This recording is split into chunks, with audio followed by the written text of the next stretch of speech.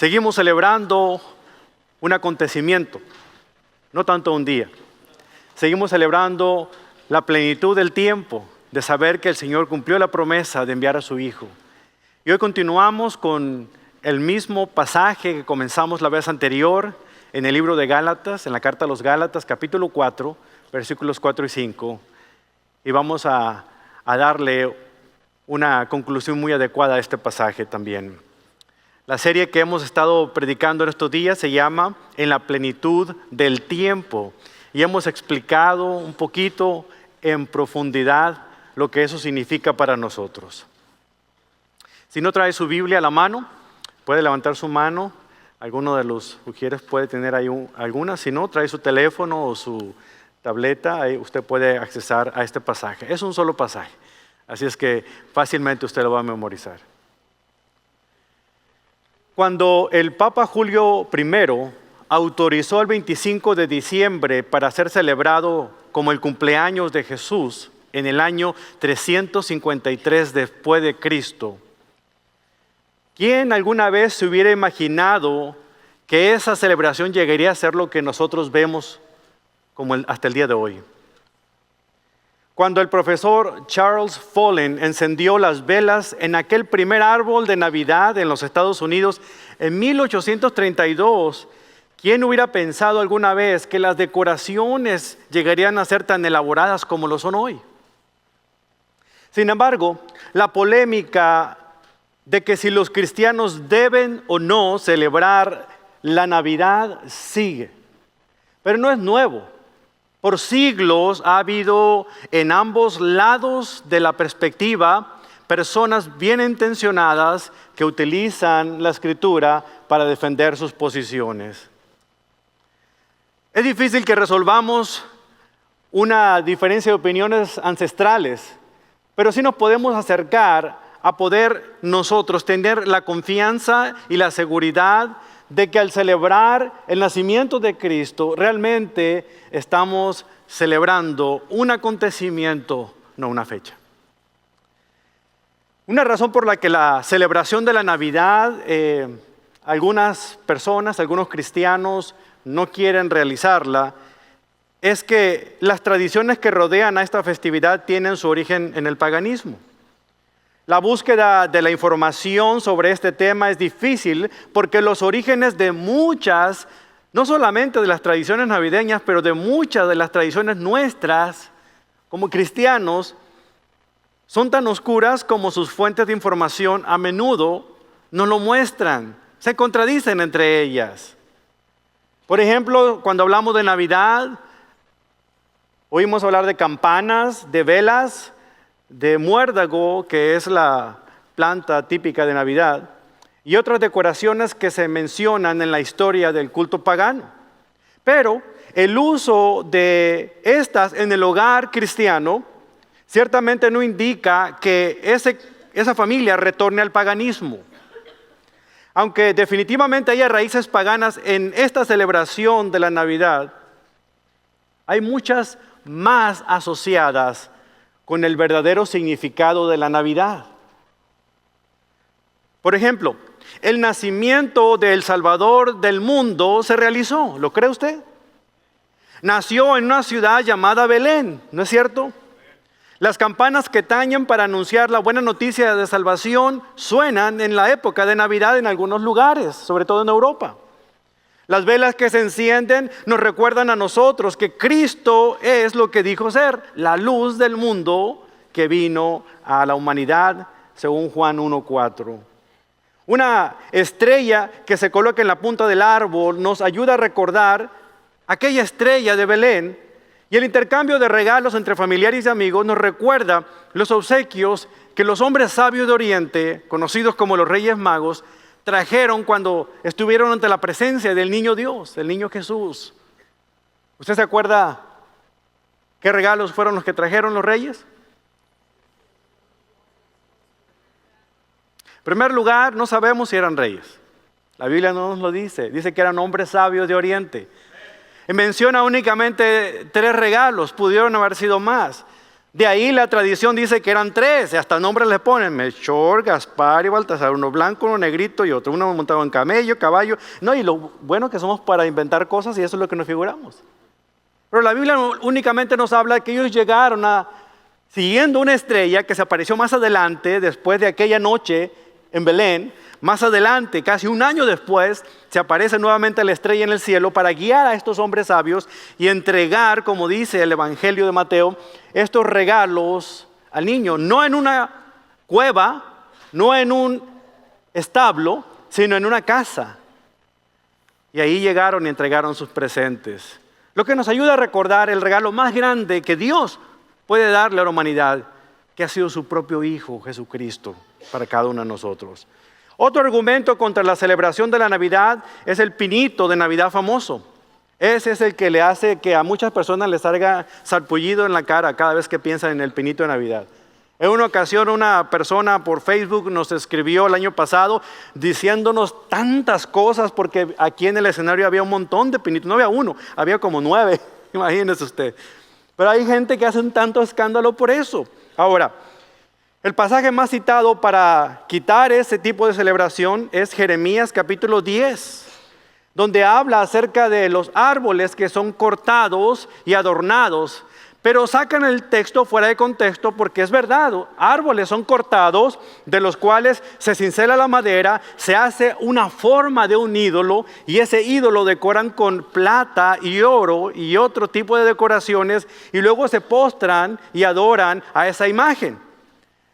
No se refiere al árbol de Navidad, pero nos encanta meterlo aquí y hacer que el texto diga lo que queremos. Y recuerde, un texto fuera de contexto es un pretexto para justificar cualquier texto. Así se forman muchas denominaciones. Pero este pasaje se refiere a cortar árboles para hacer ídolos y luego postrarse ante ellos. Jeremías no se toma el tiempo aquí para hablar de pinitos de Navidad. Otra razón que tienen algunas personas para no celebrar la Navidad es que la Biblia en ninguna parte nos dice que cuando Cristo nació, no nos dice cuándo exactamente Cristo nació, ni tampoco nos dice que Dios manda que celebremos el nacimiento de su Hijo. Lo primero es cierto, no nos dice que nació el 25 de diciembre. Hay un montón de conjeturas de cuándo pudo haber nacido. Lo cierto es que no fue el 25 de diciembre, es una fecha que se escogió para celebrar un acontecimiento, no tanto la fecha en sí. Ahora, lo otro de que Dios no desea que celebremos el nacimiento de su Hijo, ahí sí yo estoy en desacuerdo. Dios el Padre hizo un tremendo escándalo cuando nació su Hijo aquí en la tierra. Él mismo envió a su ángel para hacer el anuncio a los pastores, recuerda, un anuncio de buenas noticias. Lucas 2:10 dice: les traigo buenas noticias que darán gran alegría a toda la gente.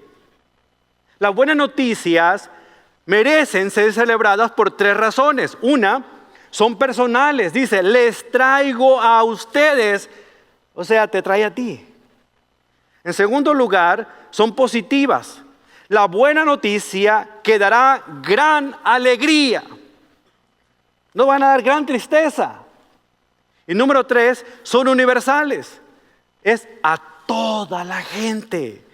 Sin importar quién sea usted, sin importar lo que usted haya hecho, dónde haya estado o a dónde se dirija, el mensaje de la Navidad le alcanza a usted. Porque son buenas noticias personales, positivas, porque traen gozo, y son universales porque le incluye a usted y me incluye a mí. Además de ello, Dios puso una estrella en el cielo el día de su nacimiento, el nacimiento de su Hijo. Y esa misma estrella guió a aquellos hombres de Oriente un tiempo después, para que encontraran y pudieran adorar al niño Jesús. Cuando se acercaron con el rey de los judíos, Herodes, le preguntaron en Mateo 2, ¿dónde está el rey de los judíos que acaba de nacer? Ellos lo sabían, ellos lo entendían. Vimos su estrella mientras salía y hemos venido para estar tristes junto con él. No, para celebrar su nacimiento, para adorarlo como el Hijo de Dios. Es un tiempo de celebración. Incluso hasta los ángeles unieron sus voces en aquella noche diciendo: gloria a Dios en las alturas, paz, buena voluntad para todos los hombres en quien Dios se complace. Es motivo de celebración, no es motivo para rencilla, no es motivo para ver quién está bien o quién está mal. Estamos celebrando un acontecimiento, no estamos celebrando una fecha, ¿entendido? Por eso apláudele al Señor y dele gracias porque Cristo ha nacido. Eso es lo importante que celebramos en Navidad. Este es el primer propósito de la Navidad, es celebrar. Y como creyentes celebramos la Navidad porque celebramos un acontecimiento, no una fecha. ¿Y cuál es ese acontecimiento? La encarnación del Hijo de Dios. Por lo tanto, no hay necesidad de ser crítico, no hay necesidad de ser negativo en este día de Navidad. Como cristianos podemos mirar más allá de lo incidental y ver lo esencial. Las cosas eternas no van a cambiar, porque no estamos conmemorando un día. Estamos celebrando un gran milagro, un gran acontecimiento. Y eso es lo que nos debe unir a todos los cristianos de todo el mundo. A la luz de eso, a la luz de este acontecimiento, veamos lo que el apóstol Pablo escribe en la carta a los Gálatas acerca de la encarnación de Cristo, de este magno evento que todos debemos celebrar. Y vamos a ver este plan maestro de Dios llevado a cabo de esta manera, porque hay un propósito para ese acontecimiento, como también hay una forma y un método para poder llevarlo a cabo. Entonces, en el plan de la encarnación vamos a explicar el cuándo y el cómo se llevó a cabo este acontecimiento, y en el propósito de la encarnación vamos a explicar el porqué de este gran acontecimiento. Y el que nos tiene a nosotros la respuesta es el apóstol Pablo en su carta a los Gálatas, capítulo número 4, versículos 4 y 5. Vean sus Biblias, Gálatas 4 al 5. Estaré leyendo de la Nueva Traducción Viviente de la Biblia. Sígame usted con la versión que traiga. Y antes de adentrarnos en los versículos 4 y 5, permítame profundizar en este pasaje de Gálatas 4, dándole a usted a conocer un poquito más de lo que es el entorno, el contexto y los antecedentes de Gálatas 4 al 5, porque es importante. Primero, el libro de Gálatas o la carta a los Gálatas tiene un mensaje muy importante. El mensaje del libro de Gálatas es el mensaje de la libertad espiritual del cristiano. Su liberación por Cristo de la esclavitud que tenía del pecado y del legalismo religioso. Por tanto, el tema de la carta a los Gálatas y el tema central de todo el Nuevo Testamento es que la verdadera libertad espiritual proviene únicamente a través de Jesucristo, el Hijo de Dios. En la carta a los Gálatas, Pablo aborda el tema desde dos ángulos, desde dos frentes. El primero de ellos se refiere a la salvación y los capítulos 3 y 4 nos hablan de ello. El segundo frente se refiere a la santificación y el capítulo 5 y 6 de Gálatas nos habla de ello. Hoy nos vamos a enfocar en este otro acontecimiento que es la salvación. En Gálatas 3, Pablo les presenta a los creyentes que estaban viviendo en Galacia un resumen de cerca de 2000 años de nuestro tiempo, de historia bíblica, al explicarles cómo Dios le dio a Abraham una promesa de bendecir a todas las familias de la tierra. Y más adelante, cómo Moisés fue el que trajo la ley, es decir, Dios la dio a través de Moisés para guiar a todas las personas al cumplimiento de esa promesa y guiarlos precisamente a Cristo Jesús, para que todos los que creyeran en Cristo Jesús fueran herederos de la promesa hecha a Abraham de ser hijos de Dios. Es lo que vemos en Gálatas 3:29, cuando dice aquí en la Biblia: y ahora que pertenecen ustedes a Cristo, son verdaderos hijos de Abraham, son sus herederos, y la promesa de Dios a Abraham les pertenece a ustedes. Esto no incluye únicamente a los judíos, esto incluye a todos los que han creído en Jesucristo como su Señor y Salvador. Usted no necesita ser judío para poder reclamar esta promesa, porque esta promesa es universal. Nos compete a ustedes y a mí, como le compete a muchos judíos que creerán en el nombre de Jesús en un tiempo. Cuando llegamos a Gálatas capítulo 4, Pablo continúa su argumento básico de que la salvación no se gana por obras, por méritos propios, se gana únicamente a través de la fe, si es que se puede ganar, o se obtiene a través de la fe que el hombre deposita en el único que ha hecho las obras para conseguirlo, y ese es Cristo Jesús nuestro Señor. Por eso cuando llegamos a Gálatas 4, en el versículo 1, Pablo está utilizando una gran analogía, hablando acerca de un niño que lo compara con un esclavo, y luego cuando ese niño llega a ser adulto, y lo compara ya con un hijo. Escucha lo que dice aquí Pablo en Gálatas 4:1. Piénsenlo de la siguiente manera. Si un padre muere y deja una herencia a sus hijos pequeños, estos niños no están en mejor situación que los esclavos hasta que se hagan mayores de edad. Aunque son los verdaderos dueños de todas las posesiones de su padre, tienen que obedecer a sus tutores hasta que cumplan la edad establecida por su padre.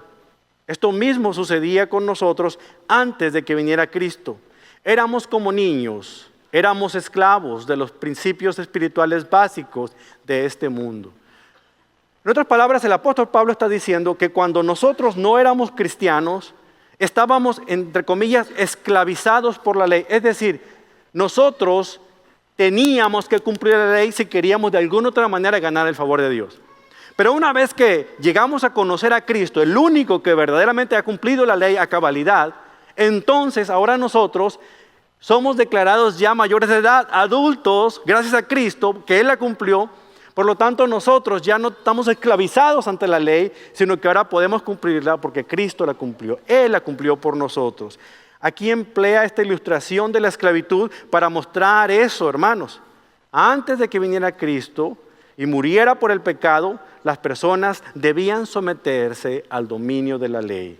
Pero ahora que creemos en Cristo, gracias a Cristo, no tenemos razón para tener temor al Señor. Podemos libremente acercarnos a Él porque Cristo pagó lo que nosotros habíamos hecho mal.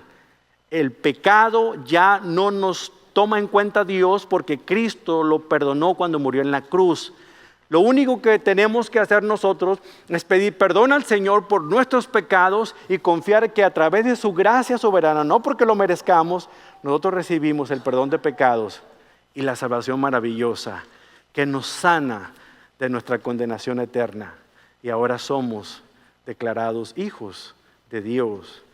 La verdad central de Gálatas 4 es la siguiente. Dios planeó que la vida bajo la ley fuera una preparación para nuestra adopción espiritual como hijos. Para que con esa confianza en su gracia, Dios permita que nos demos cuenta de la importancia que hay en ser hijos de Dios. Dios nos ha adoptado como sus hijos por medio de lo que Cristo hizo en la cruz. Esa es la verdadera historia de la Navidad. ¿Cómo se llevó a cabo? Bueno, esa es otra parte maravillosa de la historia. Pero esto nos ayuda a entender de que el plan de la encarnación se hizo a través de enviar a Cristo aquí. ¿Cómo entonces pudo esto llevarse a cabo? Es muy sencillo. Gálatas 4:4 nos dice que en la plenitud del tiempo Dios envió a su Hijo, nacido de mujer, sujeto bajo la ley. El plan de la encarnación de Cristo, hermanos, fue mostrarnos el camino de vuelta al Padre a través de su nacimiento y eventualmente de su muerte en la cruz de Calvario. Hace algún tiempo la reina Isabel visitó los Estados Unidos. No sé cuántos de ustedes estaban conscientes de aquella visita, pero déjenme decirles algo interesante. Los reporteros se deleitaron en comunicar de una u otra manera todos los detalles de la logística que se empleó para que la reina Isabel II, la reina actual, viniera a esta nación norteamericana. Dice que viajó con 4,000 libras, es decir, 1,800 kilogramos de equipaje. Traía 2 cambios diarios y traía 2 cambios para un servicio funeral por si alguien importante se muriera y tuviera que ir al funeral.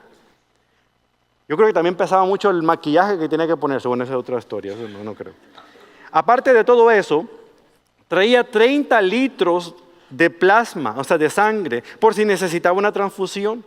Había varias fundas de cuero de cabrito blanco para cubrir los asientos de los inodoros donde ella pudiera hacer sus necesidades. Lo que estamos viendo aquí es un increíble derroche de dinero para poder que esta monarca venga a visitar un país como Estados Unidos. No viene sola, trae consigo todo un séquito real.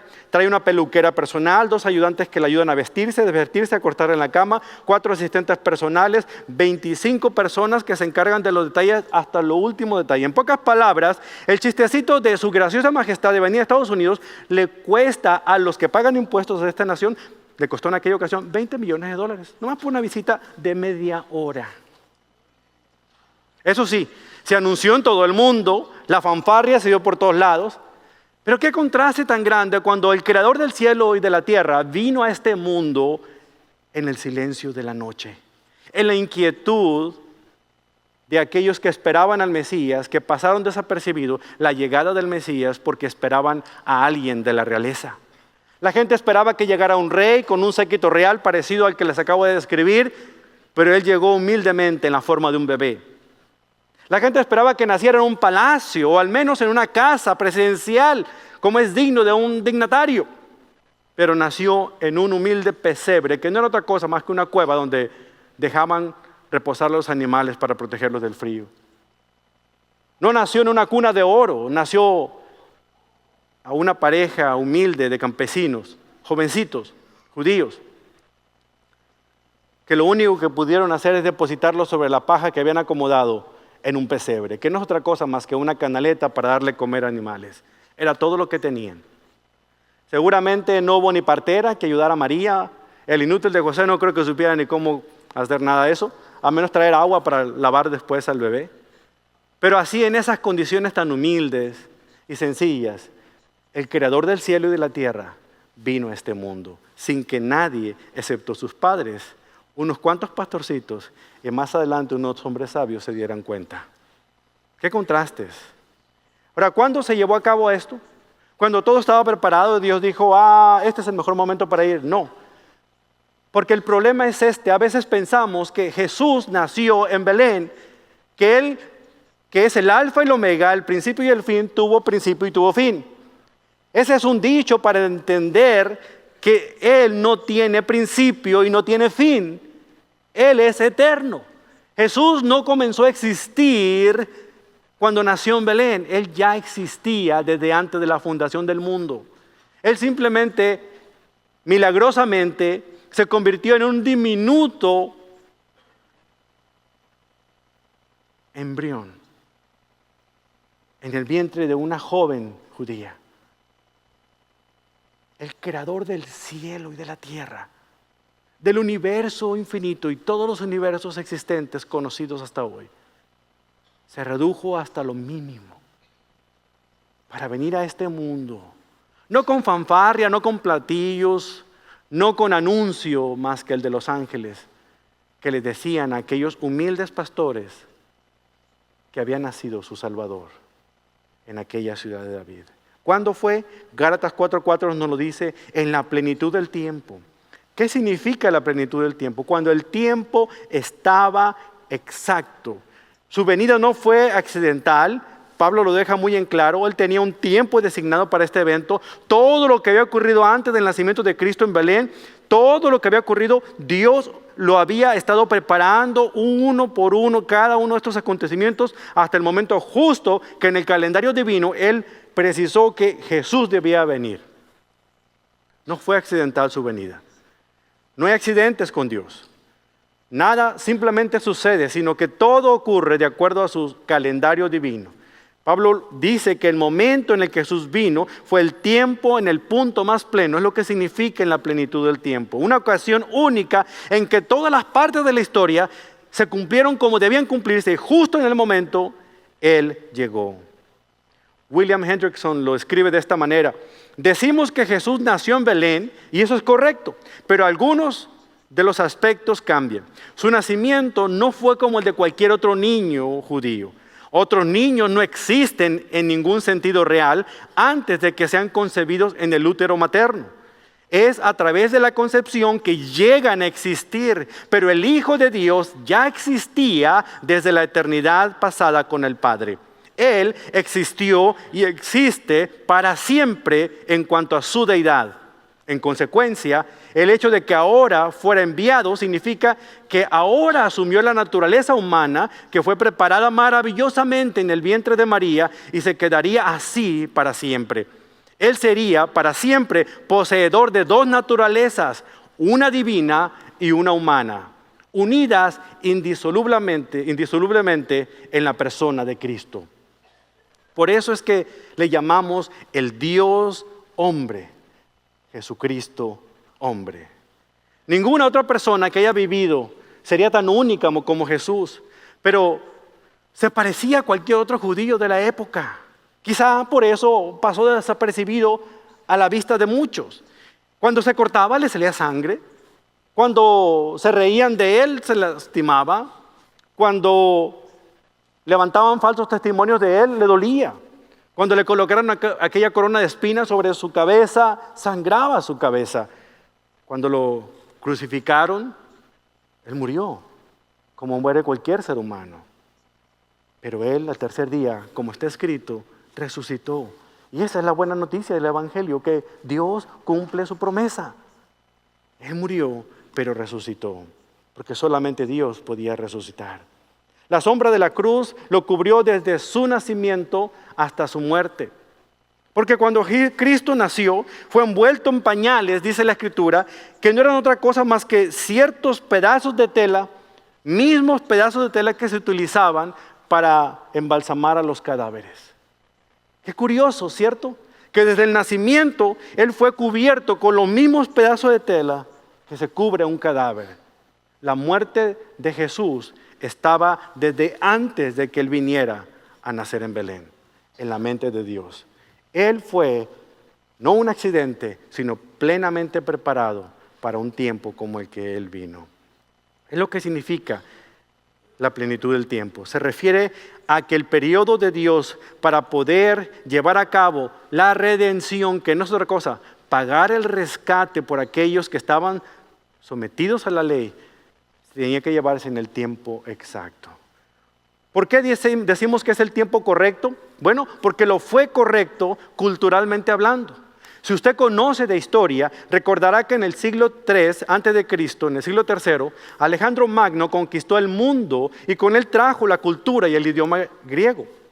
En la cultura griega se rompieron las barreras del nacionalismo para que todas las personas de cualquier nación aceptaran más fácilmente las ideas de alguien más.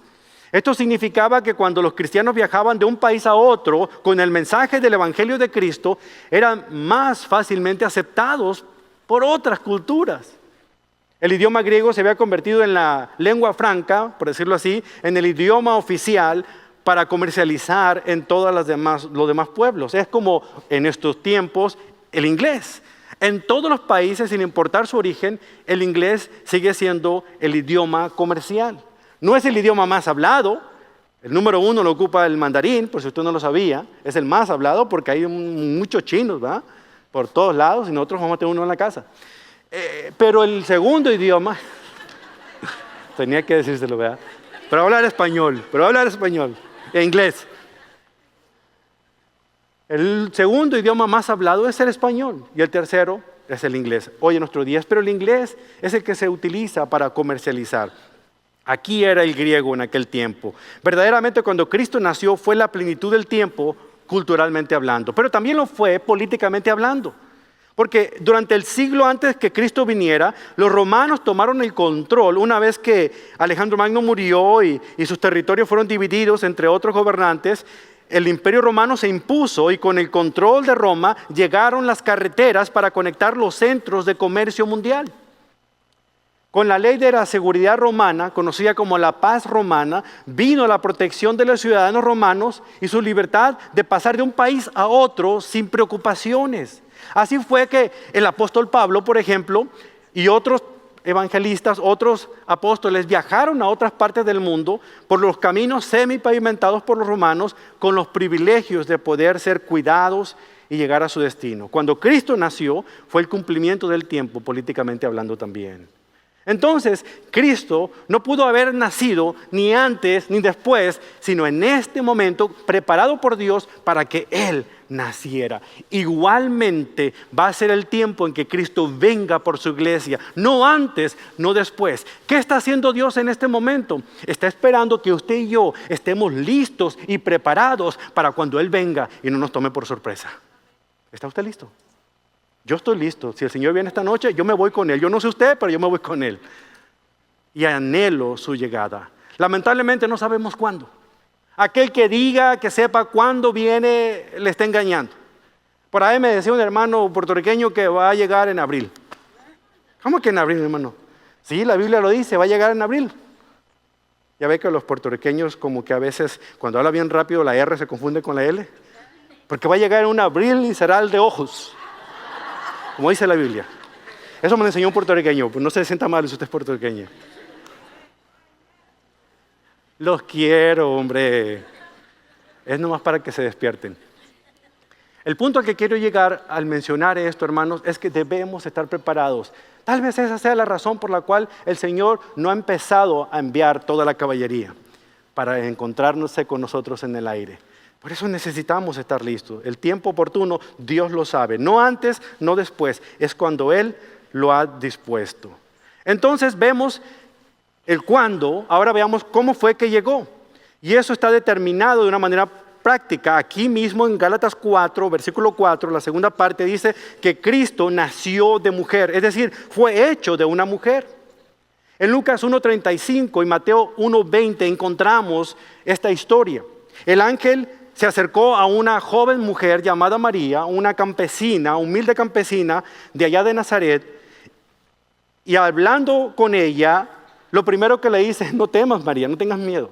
Cualquiera que viera un ángel tuviera temor. Le dice: el Espíritu Santo vendrá sobre ti y el poder del Altísimo te cubrirá con su sombra. Por lo tanto, el bebé que nacerá será santo y será llamado Hijo de Dios. Luego vemos que también ese ángel habló con José, pero en un sueño. Vea lo que le dice. Mientras consideraba esta posibilidad, José, de dejar a su María en secreto, a su esposa María, a su prometida María, porque le dijo que estaba embarazada, el ángel se le aparece en un sueño y le dice: José, hijo de David, no tengas miedo de recibir a María por esposa, porque el niño que lleva dentro de ella fue concebido por el Espíritu Santo y tendrá un hijo y lo llamarás Jesús, porque él salvará a su pueblo de sus pecados. El ángel le dijo a María que ella estaría embarazada y el fruto de su vientre sería obra del Espíritu Santo. Pero el ángel le dijo en sueños a José que María había concebido por medio del Espíritu Santo. ¿Por qué es importante el nacimiento virginal de Cristo, hermanos? Porque Jesucristo es el Hijo de Dios, no es el hijo de un ser humano necesariamente. Fue enviado por Dios. Debido a que Jesús nació de una mujer, era un ser humano. Pero como es Hijo de Dios, nació sin pecado original. Él es completamente humano y es completamente divino. Y un día vamos a entender qué es todo este aspecto de la noble naturaleza de Cristo. Siendo que Jesús nació sin pecado, nació santo, así como Adán fue creado, puro, sin pecado. Sin embargo, en contraste con Adán, quien desobedeció al Señor al comer el fruto prohibido, Jesús obedeció completamente al Padre hasta su muerte y muerte de cruz. Debido a que Jesús vivió como un hombre, los seres humanos sabemos que Él nos comprende en todas nuestras situaciones difíciles. Asimismo, debido a que Jesús es Dios, sabemos que Él tiene el poder y la autoridad para liberar a la gente del pecado en el que ha caído. En Jesús, usted no solamente tiene a alguien que comprende sus sentimientos, en Jesús usted tiene a un Salvador de su propia alma. Si usted ha creído y confiado en Él, usted tiene seguridad eterna de salvación. Por lo tanto, el nacimiento de Cristo, por medio de María, también cumplió muchas de las profecías del Antiguo Testamento. También se cumplieron aquellas formas en las que Dios prometió cuidar a su pueblo. En Génesis 3:15 vemos que Él es la simiente de la mujer. En Isaías 7:14 específicamente profetiza el nacimiento virginal, dice Isaías 7:14, Dios mismo les dará una señal. Miren, la virgen concebirá un niño, dará a luz un hijo y lo llamarán Emanuel, que significa Dios está con nosotros. En Isaías 9:6 nos dice que Jesús no nació en forma humana como un niño,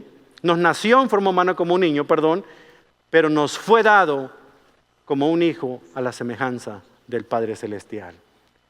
Cristo nació de una mujer, pero también Él nació sujeto a la ley. ¿Qué significa esto? Que Él cumplió la ley a cabalidad. Primero, su venida cumplió las promesas de la ley. En Génesis 49:10 leemos que la gran esperanza de la ley era el legislador, con L mayúscula, que vendría en un tiempo, y vino. Segundo lugar, su venida cumplió con el propósito de la ley. Mateo 5:17 dijo que Él vino para cumplir la ley, no para destruirla. Y luego, número 3, Él, viniendo, cumpliría con el pago de la pena causada por nuestro pecado de acuerdo a la ley. En Hebreos 10 vemos que Jesucristo pagó con su sangre completamente, una vez y para siempre, nuestros pecados en la cruz del Calvario. Este es el tiempo de plenitud. Es el tiempo en el que Dios cumple su promesa de enviar a un Salvador de la humanidad. Este es el tiempo en el que Él estaba utilizando. Cuando culturalmente todo el mundo estaba preparado, cuando políticamente todo el mundo estaba listo, fue cuando el Señor Jesús fue enviado aquí, a este mundo. El Hijo no solo era divino, sino también humano. Ahora, ¿por qué? ¿Por qué vino? Esta es la última parte de este mensaje. El propósito de la encarnación de Cristo, y se encuentra en el versículo 5 de Gálatas capítulo 4. En primer lugar, vino para redimirnos de los pecadores. Redimir los pecadores. Redimir es un término legal que significa comprar. En otras palabras, imagínense que hay un mercado de esclavos y en el tiempo del Imperio Romano había como 7 millones de esclavos, un montón de esclavos. Entonces esto era muy entendible en aquella ocasión. Había un mercado de esclavos muy gigante y alguien llegaba y decía, quiero este esclavo o quiero tal esclavo.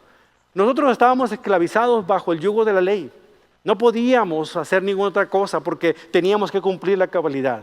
Llega Cristo y con su propio cuerpo, con su propia sangre, Él nos compra de ese mercado de esclavos y ahora le pertenecemos al Señor. Él vino a redimir a aquellos que estaban subyugados a la ley. El apóstol Pedro lo dice en su primera carta de Pedro 1:18. Pues ustedes saben que Dios pagó un rescate para salvarlos de la vida vacía que heredaron de sus antepasados. No fue pagado con oro ni plata, los cuales pierden su valor, sino que fue con la preciosa sangre de Cristo, el Cordero de Dios, que no tiene pecado ni mancha, con que fue pagado su rescate. Un esclavo era redimido de la esclavitud cuando alguien pagaba un rescate, y eso es lo que Cristo hizo con todos aquellos que han confiado en Él como Salvador. Segundo lugar, note que Hebreos 9:11 dice, Cristo ahora ha llegado a ser el sumo sacerdote por sobre todas las cosas buenas que han venido. Él entró en el tabernáculo superior y más perfecto que está en el cielo, el cual no fue hecho por manos humanas ni forma parte del mundo creado.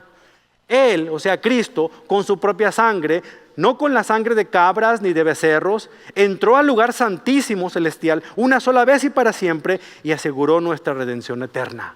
En Él tenemos seguridad. Es por eso que su salvación está segura en Cristo. Nada, ni lo alto, ni lo profundo, ni lo ancho, ni ninguna otra cosa creada podrá separarlo del amor del Señor que está en Cristo Jesús. Porque la salvación es como si fuera un antídoto que se nos administra a nosotros para salvarnos del cáncer provocado por el pecado. Y una vez que hemos sido sanos, nadie puede quitarnos ese antídoto. Esta imagen descriptiva viene de los ritos del Día del Perdón que encontramos. Entonces la idea aquí es que debido a lo que Cristo hizo en la cruz del Calvario, cada persona que confía en Él como su Salvador, que tiene fe en Él como su Señor y Salvador, puede recibir el perdón de todos sus pecados. No importa el color, no importa el tamaño. Delante de la cruz, cualquier pecado es pecado. No hay mentiritas blancas, son pecado. No hay el pecado este más grande que el otro, todos son del mismo tamaño. Pero aún por los pecados más negros y oscuros que puedan haber, Jesús pagó el precio más alto por nuestros pecados. Todos somos violadores de la ley. Hemos quebrantado la ley porque hemos pecado, pero Él nos ha comprado con su sangre preciosa. entonces entendemos por qué celebramos Navidad. Porque es un acontecimiento que ha marcado la historia de nosotros y que ha hecho la diferencia en nuestras vidas. Ahora, anote esto en su mente. Él nos ha comprado. Es decir, que no hemos dejado de ser esclavos. Simplemente ya no somos esclavos del pecado ni de la ley. Ahora somos esclavos ¿de quién? De Jesucristo. Por eso Pablo en todas sus cartas dice, yo, apóstol, esclavo de Cristo. Entonces, como esclavos que somos de Cristo, la única respuesta nuestra al llamado de Dios debe ser, sí, Señor. No podemos nosotros tomar decisiones por nuestra propia cuenta si no consultamos con nuestro amo y dueño, Señor Jesucristo. Así es que el que lo haya liberado del pecado no es para que se vaya y se tire al libertinaje. Es para que ahora viva consagrado en cuerpo y alma a aquel que lo rescató y pueda entregar su vida por la de Él, para servirle a Él, para poder entonces ser redimidos. ¿Y para qué nos redimió? La segunda parte del versículo. Para que entonces podamos recibir una filiación muy especial con nuestro Padre Celestial, ser adoptados como sus hijos. Fíjense muy bien lo que dice aquí, Gálatas capítulo 4, versículo número 5. Lo dice de esta manera. Gálatas 4, versículo número 5. Dios lo envió para que comprara la libertad de los que éramos esclavos de la ley, a fin de poder adoptarnos como sus propios hijos. Y debido a que somos sus hijos, Dios envió el Espíritu de su Hijo a nuestro corazón, el cual nos impulsa a clamar, Abba, Padre. Ahora ya no eres un esclavo, sino un hijo de Dios, y como eres su hijo, Dios te ha hecho su heredero. Dios envió a Jesucristo a comprarnos en el mercado de esclavos, a redimirnos de la esclavitud que teníamos del pecado y de la ley. Pero ahora Dios envía al Espíritu Santo, una vez que hemos confiado en Jesucristo como nuestro Señor, para poder redimir nuestro corazón y ahora ser declarados hijos de Dios. Y esa nueva filiación nos permite tener los mismos privilegios, las mismas obligaciones, los mismos derechos que tiene Jesucristo, nuestro hermano mayor. Ese es el amor tan grande que Dios nos tiene, de poder aceptarnos y querernos como hijos e hijas suyas, igual que Cristo Jesús. La gracia de Dios no tiene límites. Nancy Leigh DeMoss escribe una historia fabulosa para describir lo que es la gracia de Dios. Ella dice, si un hombre joven mata a otra persona por accidente o lo que sea, en un acto de violencia, y su padre busca la manera de encontrarlo, y lo encuentran, y lo atrapan, y lo asesinan a él por haber matado a sangre fría, llamaríamos a esto venganza. Si, sin embargo, este hombre, el padre, llama a la policía y lo aprenden, y lo juzgan, y es convicto, y después ejecutado, llamaríamos a esto justicia. Si en lugar de esto, cuando está siendo enjuiciado este joven asesino, el padre suplica al juez que le perdone la vida, eso se llamaría, y se lo consideran, eso se llamaría misericordia. Ahora imagínense esto, aparte de suplicar que este hombre que es culpable, este joven que es culpable, no muera, como la ley lo determina, sino que el padre apela ante el juez para que lo libere a este asesino, y luego le pide al juez que lo ponga bajo su propia custodia del padre. Él, el padre, agarra al asesino de su hijo, lo lleva a su casa y lo adopta como su hijo. Eso es gracia. Y esos hemos sido cada uno de nosotros los pecadores, porque nuestros pecados hundieron ese clavo en la cruz del Señor. En lugar de que el Señor se vengue de nosotros, en lugar de que el Señor aplique justicia con nosotros, extiende su misericordia y en última instancia no solamente nos perdona nuestros pecados, sino que se inclina y nos adopta como sus hijos. Eso es gracia. No la merecemos. ¿Cómo pues nosotros nos ponemos en una situación de no perdonar a aquel que nos ofende con una ofensa minúscula o menor? La gracia del Señor cubre cualquier falta. Ser un hijo de Dios significa una nueva naturaleza con Dios. Ser un hijo de Dios significa una nueva posición ante Dios. Ser un hijo de Dios significa una nueva identificación como parte de la familia de Dios. Y ser adoptado como hijo significa que nunca podemos ser repudiados o perder nuestra posición como hijos de Dios. ¿Se imagina? Ahora, podemos entender cuándo fue que Cristo nació, cómo fue que Dios hizo esto y por qué Él se hizo humano, por qué su encarnación. ¿Usted ha sido redimido por el Señor Jesucristo? Si no, este es un buen día para poder serlo. ¿Ha sido usted recipiente del regalo más grande, que es la salvación? Si no, este puede ser el día que usted lo tenga. Pero no rechace a Cristo en este día, porque rechazarlo sería rechazar la bendición más grande. Nunca podremos entender la magnitud del amor del Señor. Y la manera de poder ilustrárselo para terminar es cuando pienso en una historia maravillosa de los gansos de Navidad. Se cuenta la historia de un granjero a quien en su escepticismo se rehusaba a creer en Dios. No podía concebir la idea de que Dios, siendo Dios, se rebajara a ser un ser humano para venir y ser uno de nosotros. Él simplemente esa idea la rechazaba, así es que no quería creer ni en Dios, ni en la Navidad, ni nada. Su esposa, al contrario, era creyente. Y esa noche de Nochebuena, la esposa y los hijos fueron a la iglesia y lo invitaron y dijeron: yo no entiendo esa ridiculez porque no puedo creer en tonterías.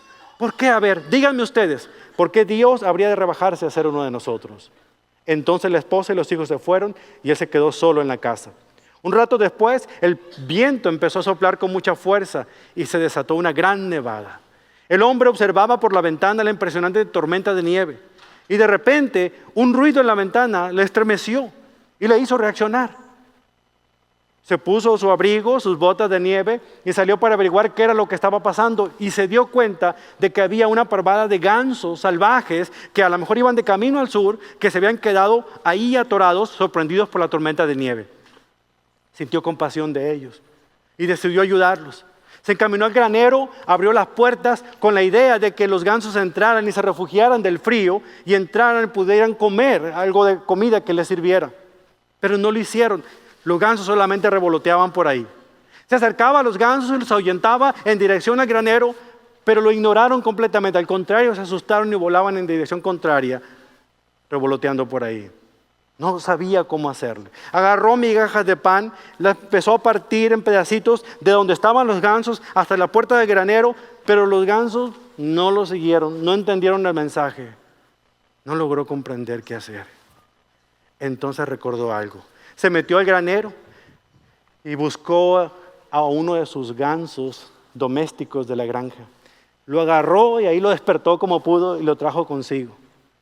Y lo puso en medio de los gansos, pensando: ya que yo no puedo hablar como hablan los gansos, ya que no puedo entender ni decirle nada a los gansos, mi ganso a lo mejor va a comunicarse con ellos.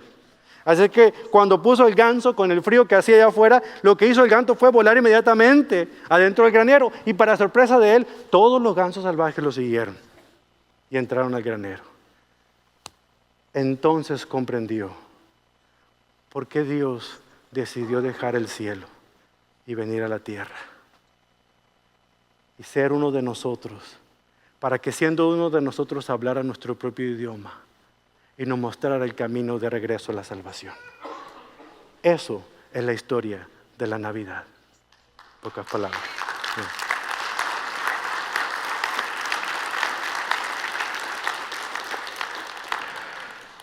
Yo quiero que incline su rostro mientras el grupo de alabanza pasa. Este es un buen momento para no dejar el mensaje de Navidad solamente en nuestras mentes, sino bajarlo aquí a nuestros corazones.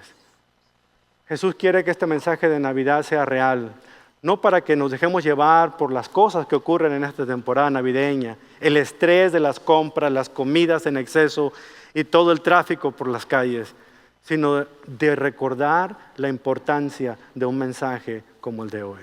De entender que el Señor Jesucristo vino, no nació únicamente, sino fue enviado por Dios para mostrarnos el camino a la salvación. Usted que no ha tenido una relación con Cristo en este año 2017, ¿por qué no inicia hoy y abre su corazón para que sea Jesús el que nazca en esta Navidad en su vida. Quiero orar por usted. Si usted no ha puesto esa confianza en Jesucristo, este es el momento para hacerlo. Donde usted se encuentra, ahí en ese lugar, donde usted me esté viendo o escuchando, ponga su confianza en Cristo. Háblele de esta manera. Padre Celestial, yo reconozco que soy pecador. Reconozco que me encontraba perdido, con frío, hambriento, desesperado, en este mundo lleno de tormentas y angustias. Y hoy escucho a través de su palabra que el Señor Jesucristo fue enviado por usted aquí a la tierra. Y nació hace más de 2000 años en aquella ciudad de Belén, con un solo propósito: mostrarnos el camino de salvación, de vuelta a casa, al lugar seguro en su presencia. Me arrepiento de mis pecados, Señor. Le pido perdón, Señor, por mis pecados. Reconozco, Señor, que he fallado. Y hoy le pido, Señor, que sane mis heridas, que me acepte de nuevo como uno de sus hijos. Reconozco que Jesús es mi Salvador. Y le acepto a Él como el Señor de mi vida y soy su siervo, soy su esclavo. No permita que yo continúe por este camino de perdición. Lléveme de vuelta a casa. En el nombre de Jesús. Mi oración, bendito Dios, es que con las palabras que acabo de hacer en forma de oración, alguna persona que me está escuchando ahorita, Padre, pueda sensibilizar su corazón, abrirlo de par en par. Pues Cristo desea llegar a cenar con Él esta Navidad, con ella en esta Navidad. Yo le pido, Padre, que sensibilice nuestros sentidos al verdadero motivo de esta celebración. Porque como cristianos, Señor, no celebramos una fecha, celebramos un acontecimiento. La encarnación de su Hijo Jesucristo. Se hizo uno como nosotros para mostrarnos el amor y guiarnos de regreso a casa. Ayúdanos, Señor, como cristianos, a que no se nos olvide este mensaje. Que en esta temporada, Señor, que pasemos con familiares y amigos, tomemos un espacio, no solamente para compartir comidas o regalos, sino hablar del regalo más grande y maravilloso que hemos recibido. Que gracias a ese regalo, nosotros ahora podemos disfrutar de gozo, de alegría y de paz, por los méritos de Cristo Jesús. Y es precisamente en Cristo la razón de nuestra celebración en Navidad, en que yo pido estas cosas a nombre de su casa, de su iglesia, de esta familia y de todos los que me escuchan, ahora y por los siglos de los siglos. Y todos decimos, amén, aleluya, gloria a Dios.